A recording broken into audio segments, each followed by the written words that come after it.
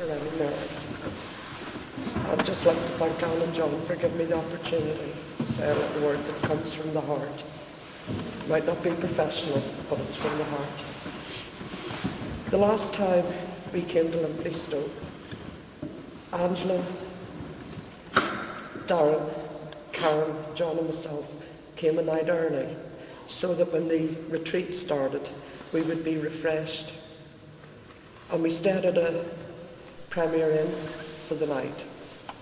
When we got there was no eating facilities, so we said, "Where's the nearest restaurant?" And the girl said, "Oh, about 10 minutes down the road." But it's quite a dark road, but it's only 10 minutes. So we decided to walk. When we got onto the road, we really truly found out what a dark road really was. That road was pure darkness. If you held your hand out, you literally could not see your hand in front of you. And it went on and on and on. Just pure darkness. I remember saying, now I realise what the old folks said when it was the blackout and they could not see a hand in front of them. The only time we ever had a little bit of light was if a car happened to pass. And it was a country road, so there was only a ditch. And we had to move to the side of the ditch to let the car pass. And Angela actually fell in the ditch. Sorry for laughing, Angela, but it was funny. But we couldn't even see her to try and help her. It was just the sound of her voice guided Karen towards her. Karen put her hand out and helped Angela out of the ditch, luckily unhurt. And we knew what true darkness was. But eventually, after 45 minutes of walking, we saw lights in the distance. Very, not very bright lights, but at least there was a light in the distance. And eventually we found a restaurant to have something to eat. And I was thinking the other morning, when we lost our children, grandchildren, our loved ones, our hearts were plunged into total darkness, and sometimes still are. But the difference was, even though we couldn't see the person in front of us or the person behind, there was people there. Angela could not see when she fell in the ditch. She couldn't see anybody. We couldn't see her. But when she cried out for help, a hand went down and lifted her. And that's what I say to you, especially you new ones of SADS UK. You may be in the ditch at the minute. After 40 years, sometimes I still fall in the ditch. Maybe after 20 years, you will still now and again fall in the ditch.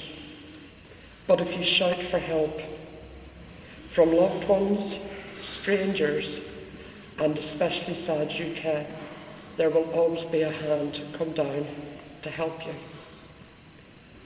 And then I thought of other kind of lights. I know my son is shining brighter now than he ever did here on earth, and by God believe you me, he's shone bright. But the people that have been affected through his moving on, because I don't believe they're gone, I just think they've moved on. And I believe with all my heart that he's still with us, and our children are still with us.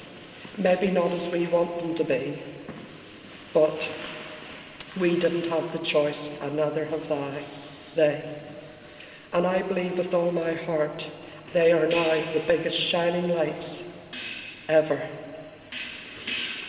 And I know this because through time, people have come to me. Some of them haven't even known Andrew, but the effect of hearing his story has affected them so much that they want to do things for SADS UK.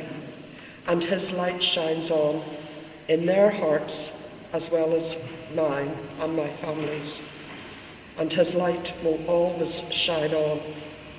It will never stop. And there was a particular young lad that came to me, and his life was going out every weekend, getting totally drunk, ending up in a fight, and eventually the police station. And a year after, he came to me and said, "Linda, your Andrew could have been me." And through time I got to realise, what am I doing with my life?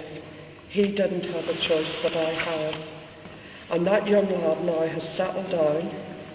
He's got a full-time job, he goes to the gym, and he does so much work for SADS UK in supporting the cause.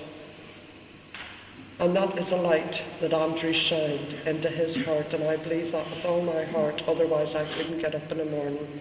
If I didn't think that he wasn't with us in spirit and affecting people's lives, there would be no point in going on. So let our lights continue to shine in a small way. Our lights can only be candles that we light in a church or we light at home. But I know and sometimes our lights flicker and they go out when we're in total despair and in that ditch. But I know their lights never go out, and they're shining in the hearts and lives of people, families, strangers, and in SADS UK. So let us, when we have lit our candles, do it with pride, with thankfulness for the light that they brought into our lives, and for the work that our children are continuing to do to save others through SADS UK and raising defibrillators.